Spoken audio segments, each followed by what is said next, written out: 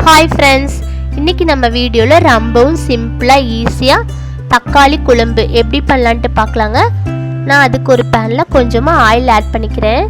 Oil நல்லா heat ஆகி வந்தோடனே நம்ம வெங்காயம் கட் பண்ணி வச்சுருக்கோம், அது இதில் ஆட் பண்ணிவிட்டு அது கூடவே காரத்துக்கேற்ப வரமிளகாய் 2 ஸ்பூன் சோம்பு, பட்டை 2, கிராம்பு 3, 1 ஸ்பூன் சீரகம் ஆட் பண்ணிவிட்டு வெங்காயத்தை நல்லா வதக்கி விட்டுக்கலாம்.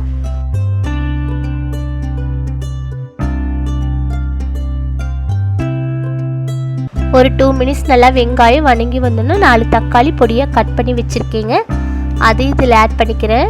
இப்போ நம்ம தக்காளியும் நல்லா மிக்ஸ் பண்ணி கிளறி விட்டுக்கலாம். அது கூடவே கருகாத்தலையும் கொஞ்சமாக ஆட் பண்ணியிருக்கீங்க. இப்போ நமக்கு தக்காளியும் நல்லா வதங்கி வரட்டும்.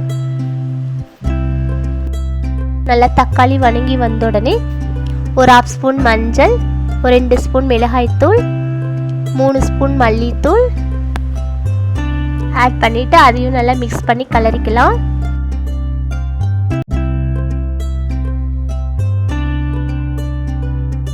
இது கூடவே கொஞ்சமாக தேங்காய் துருவலும் சேர்த்துட்டு அதையும் நல்லா கலரி விட்டுக்கலாம். நல்லா ஆறி வந்தோடனே ஒரு மிக்ஸி ஜாரில் ஆட் பண்ணிவிட்டு அது கூட கொஞ்சமாக தண்ணி விட்டு நல்லா ஃபைன் பேஸ்ட்டு அரைச்சி எடுத்துக்கலாங்க. இப்போ நம்ம தாளித்து எடுத்துக்கலாம். ஒரு பேனில் கொஞ்சமாக ஆயில் ஆட் பண்ணியிருக்கேன், அது கூடவே 1 ஸ்பூன் கடுகு ஆட் பண்ணிவிட்டு கடுகு நல்லா வெடித்து வந்தோடனே கருகாப்பிலை கொஞ்சமாக ஆட் பண்ணிக்கலாம். இப்போ நம்ம அரைச்சி வச்ச பேஸ்ட்டு இதில் ஆட் பண்ணியிருக்கேன், அது கூட கொஞ்சமாக தண்ணி விட்டு 1 ஸ்பூன் சால்ட் ஆட் பண்ணியிருக்கேங்க.